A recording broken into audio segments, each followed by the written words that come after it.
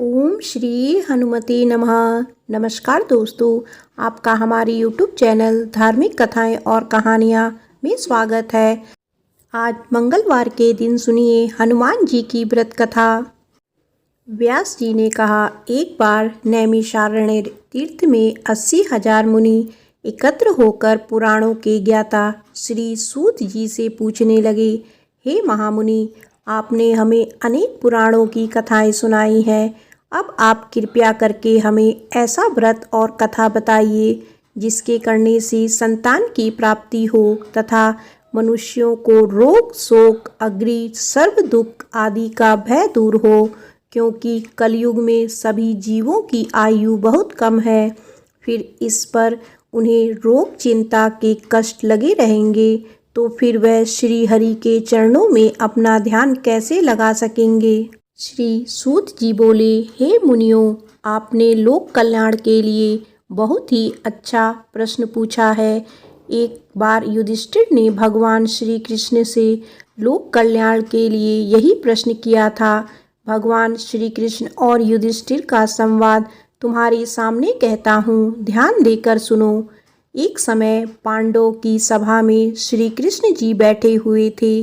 तब युधिष्ठिर ने भगवान श्री कृष्ण से प्रश्न किया, हे प्रभु नंदनंदन गोविंद, आपने मेरे लिए अनेकों कथाएं सुनाई है।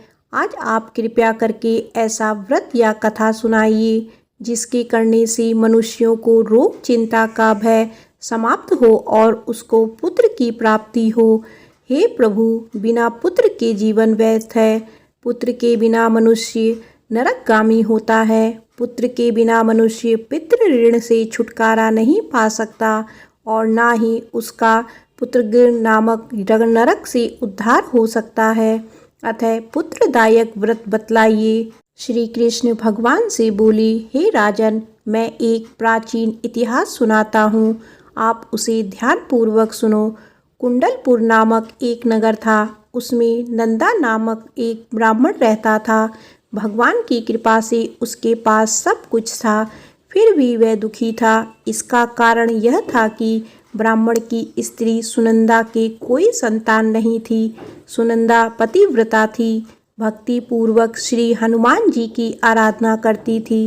मंगलवार के दिन व्रत करके अंत में भोजन बनाकर हनुमान जी को भोग लगाने के बाद स्वयं भोजन करती थी। एक बार मंगलवार के दिन ब्राह्मणी गृह कार्य की अधिकता के कारण हनुमान जी को भोग ना लगा सकी, तो इस पर उसे बहुत दुख हुआ। उसने कुछ भी नहीं खाया और अपने मन में प्रण किया कि अब तो अगले मंगलवार को ही हनुमान जी को भोग लगाकर अन्न जल ग्रहण करूंगी।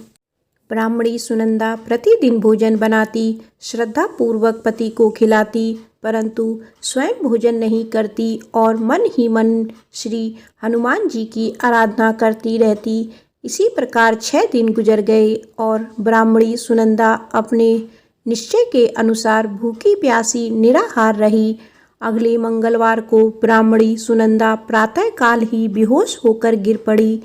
ब्राह्मणी सुनंदा की इस असीम भक्ति के प्रभाव से श्री हनुमान जी बहुत प्रसन्न हुए और प्रकट होकर बोले, सुनंदा, मैं तेरी भक्ति से बहुत प्रसन्न हूँ, तो उठ और वर मांग। सुनंदा अपने आराध्य देव श्री हनुमान जी को देखकर आनंद की अधिकता से विह्वल हो श्री हनुमान जी के चरणों में गिरकर बोली, हे प्रभु, मेरी कोई संतान नहीं है, कृपया करके मुझे संतान प्राप्ति का आशीर्वाद दे, आपकी अति कृपा होगी। श्री महावीर जी बोले, तेरी इच्छा पूर्ण होगी, तेरी एक कन्या पैदा होगी, उसके अष्टांग प्रतिदिन सोना दिया करेंगे। इस प्रकार कहकर श्री महावीर जी अंतर्ध्यान हो गए। ब्राह्मणी सुनंदा बहुत हर्षित हुई और सभी समाचार अपने पति से कहा। ब्राह्मण देव कन्या का वरदान सुनकर कुछ दुखी हुए, परंतु सोना मिलने की बात सुनी तो बहुत प्रसन्न हुए। विचार किया कि ऐसी कन्या के साथ मेरी निर्धनता भी समाप्त हो जाएगी। श्री हनुमान जी की कृपा से वह ब्राह्मणी गर्भवती हुई और 10वें महीने में उसे बहुत ही सुंदर पुत्री प्राप्त हुई। यह बच्ची अपने पिता के घर में ठीक उसी तरह बढ़ने लगी जिस प्रकार शुक्ल पक्ष का चंद्रमा बढ़ता है।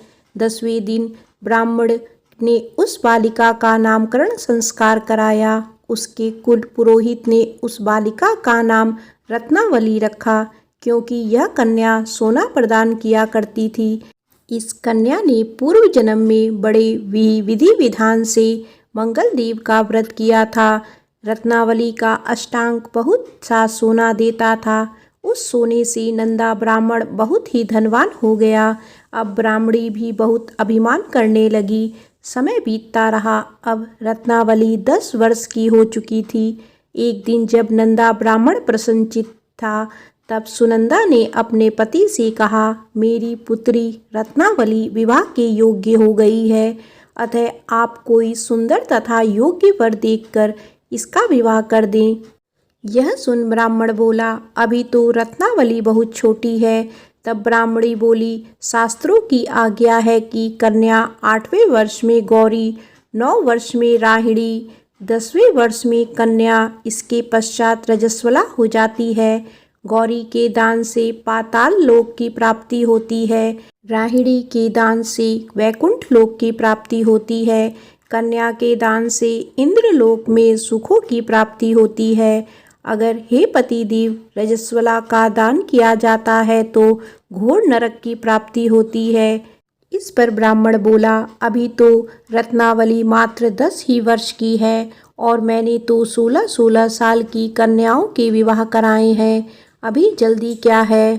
तब ब्राह्मणी सुनंदा बोली, आपको तो लोभ अधिक हो गया है लगता है।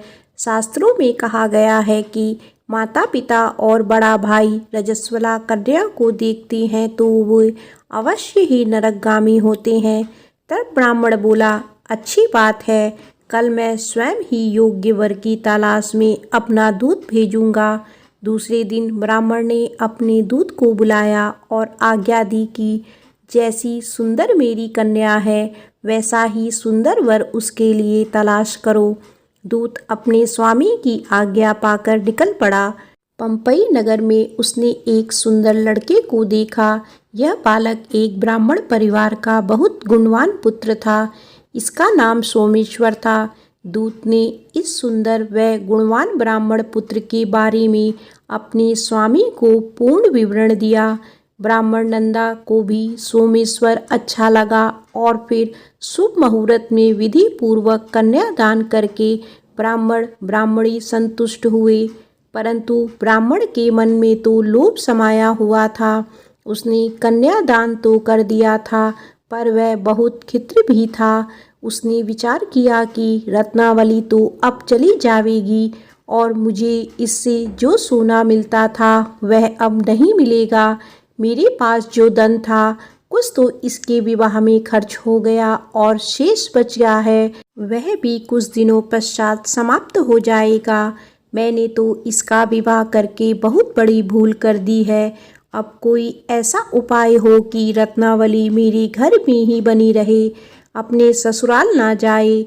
लोभ रूपी राक्षस ब्राह्मण के मस्तिष्क पर छाया जा रहा था। रात भर अपनी शैया पर बेचैनी से करवटें बदलते बदलते उसने एक बहुत ही क्रूर निर्णय लिया। उसने विचार किया कि जब रत्नावली को लेकर उसका पति सोमेश्वर अपने घर के लिए जाएगा तो वह मार्ग में छिपकर सोमेश्वर का वध कर देगा और अपनी लड़की को अपने घर ले आएगा, जिससे नियमित रूप से उसे सोना भी मिलता रहेगा और समाज का कोई मनुष्य उसे दोष भी नहीं देगा। प्रातःकाल हुआ तो नंदा और सुनंदा ने अपनी जमाई तथा लड़की को बहुत सा धन देकर विदा किया। सोमेश्वर अपनी पत्नी रत्नावली को लेकर ससुराल से अपने घर की तरफ चल दिया। ब्राह्मण नंदा वहाँ लोभ के वशीभूत हो अपनी मति खो चुका था। पाप पुण्य को उसे विचार ना रहा था। अपने भयानक व क्रूर निर्णय को कार्य रूप देने के लिए उसने अपने दूत को मार्ग में अपनी जमाई का वध करने के लिए भेज दिया था, ताकि रत्नावली से प्राप्त होने वाला सोना उसे हमेशा मिलता रहे और वो कभी निर्धन ना हो। ब्राह्मण के दूत ने अपने स्वामी की आज्ञा का पालन करते हुए उसके जमाई सोमेश्वर का मार्ग में ही वध कर दिया। समाचार प्राप्त कर ब्राह्मण नंदा मार्ग में पहुंचा और रुदन करती अपनी पुत्री रत्नावली से बोला, हे पुत्री, मार्ग में लुटेरों ने तेरे पति का वध कर दिया है। भगवान की इच्छा के आगे किसी का कोई वश नहीं चलता। अब तू घर चल, वहाँ पर ही रहकर शेष जीवन व्यतीत करना। जो भाग्य में लिखा है वही होगा। अपने पति की अकाल मृत्यु से रत्नावली बहुत दुखी हुई। करुणा क्रंदन व रुदन करते हुए अपने पिता से बोली, हे पिताजी, इस संसार में जिस स्त्री का पति नहीं है उसका जीना व्यर्थ है। मैं अपने पति के साथ ही अपने शरीर को जला दूंगी और सती होकर अपने इस जन्म को, माता पिता के नाम को तथा सास ससुर के यश को सार्थक करूंगी। ब्राह्मण नंदा अपनी पुत्री रत्नावली के वचनों को सुनकर बहुत दुखी हुआ। विचार करने लगा, मैंने व्यर्थ ही जमाई वध का पाप अपने सिर ले लिया। रत्नावली तो उसके पीछे अपने प्राण तक देने को तैयार है। मेरा तो दोनों तरफ से मरण हो गया। धन तो अब नहीं मिलेगा। जमाई वध के पाप के फलस्वरूप यम यातना भी भुगतनी पड़ेगी। यह सोचकर वह बहुत दुखी हुआ। सोमेश्वर की चिता बनाई गई। रत्नावली सती होने की इच्छा से अपने पति का सिर अपनी गोदी में रखकर चिता में बैठ गई। जैसे ही सोमेश्वर की चिता को अग्नि जलाई गई, वैसे ही प्रसन्न हो मंगलदेव वहां प्रकट हुए और बोले, हे रत्नावली, मैं तेरे पति भक्ति से बहुत प्रसन्न हूँ, तू वर मांग। रत्नावली ने अपने पति का जीवन दान मांगा। तब मंगलदेव बोले, रत्नावली, तेरा पति अजर अमर है, यह महान विद्वान भी होगा और इसके अतिरिक्त तेरी जो इच्छा हो वर मांग। तब रत्नावली बोली, हे ग्रहों के स्वामी, यदि आप मुझ पर प्रसन्न हैं तो मुझे वरदान दीजिए कि जो मनुष्य मंगलवार के दिन प्रातःकाल लाल पुष्प लाल चंदन से पूजा करके आपका स्मरण करे, उसको रोग व्याधि ना हो, स्वजनों का कभी वियोग ना हो, सर्प अग्नि तथा शत्रुओं का भय ना हो। जो स्त्री मंगलवार का व्रत करे वह कभी विधवा ना हो। मंगलदेव तथा अस्तु कहकर अंतर्ध्यान हो गए। सोमेश्वर मंगलदेव की कृपा से जीवित हो उठा। रत्नावली अपने पति को पुनः प्राप्त कर बहुत प्रसन्न हुई और मंगलदेव का व्रत प्रत्येक मंगलवार को करके व्रतराज और मंगलदेव की कृपा से इस लोक में सुख ऐश्वर्य को भोगते हुए अंत में अपने पति के साथ स्वर्ग लोक को गई। प्रेम से बोलो पवन पुत्र हनुमान की जय। आइए सुनते हैं मंगलवार व्रत की दूसरी कथा। केशव दत्त नाम का एक ब्राह्मण था जो अपनी पत्नी अंजनी के साथ ऋषिनगर गांव में खुशी से रहता था। गांव के सभी लोग ब्राह्मण परिवार का बहुत सम्मान करते थे। उसके पास खूब धन संपत्ति थी, लेकिन उसकी कोई संतान नहीं थी। इस कारण दोनों पति पत्नी दुखी थे। पुत्र प्राप्ति के लिए दोनों हनुमान जी की पूजा करने लगे। ब्राह्मण हर मंगलवार जंगल में हनुमान जी की पूजा करने के लिए जाता। पत्नी घर में ही महावीर का व्रत रखा करती थी। दोनों शाम को बजरंग बली को भोग लगाकर व्रत खोलते थे। ब्राह्मण और उसकी पत्नी को हनुमान जी की पूजा करते करते कई साल बीत गए, लेकिन उन्हें संतान नहीं हुई। एक समय आया जब ब्राह्मण निराश हो गया, परंतु उसने बजरंग बली पर विश्वास नहीं छोड़ा। दोनों पति पत्नी विधिवत व्रत रखते रहे। एक मंगलवार अंजलि हनुमान जी को भोग लगाना भूल गई और दिन ढलने के बाद खुद भी बिना भोजन किए सो गई। उस दिन ब्राह्मण की पत्नी ने प्रण लिया कि वो अब अगले मंगलवार को भोग लगाने के बाद ही अन्न का दाना खाएगी। बिना कुछ खाए पिए किसी तरह से 6 दिन निकल गए। मंगलवार का दिन आया और कमजोरी के चलते वे बेहोश हो गई। हनुमान जी अंजलि की निष्ठा देखकर प्रसन्न हो गए। बेहोशी में ही ब्राह्मणी को हनुमान जी ने दर्शन दिए और कहा, पुत्री उठो, तुम हर मंगलवार पूरी निष्ठा के साथ मेरा व्रत करती हो। मैं तुम्हारी भक्ति से बहुत प्रसन्न हूँ। इस बात से खुश होकर मैं तुम्हारी मनोकामना पूरी करने का वरदान देता हूँ। तुम्हें पुत्र की प्राप्ति होगी जो तुम्हारा खूब ध्यान रखेगा। इतना कहकर बजरंगबली वहां से अंतर्ध्यान हो गए। तभी अंजलि उठी और भोजन तैयार करके उसने सबसे पहले हनुमान जी को भोग लगाया।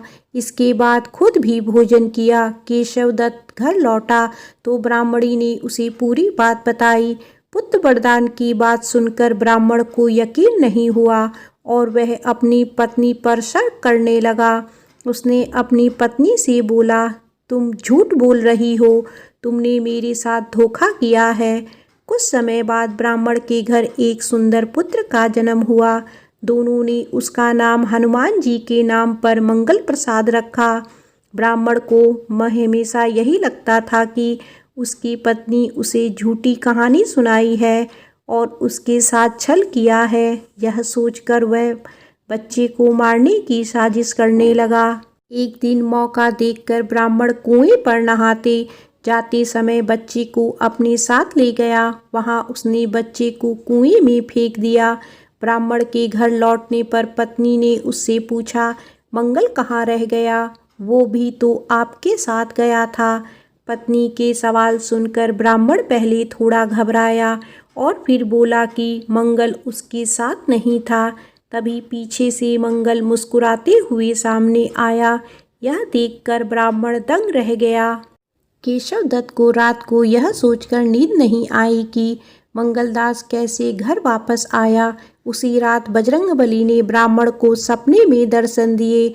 हनुमान जी ने कहा, मेरा प्रिय पुत्र, यह तुम दोनों का ही बेटा है। मैंने तुम्हारी और तुम्हारी पत्नी की भक्ति से खुश होकर तुम्हारी मनोकामना को पूरा किया था।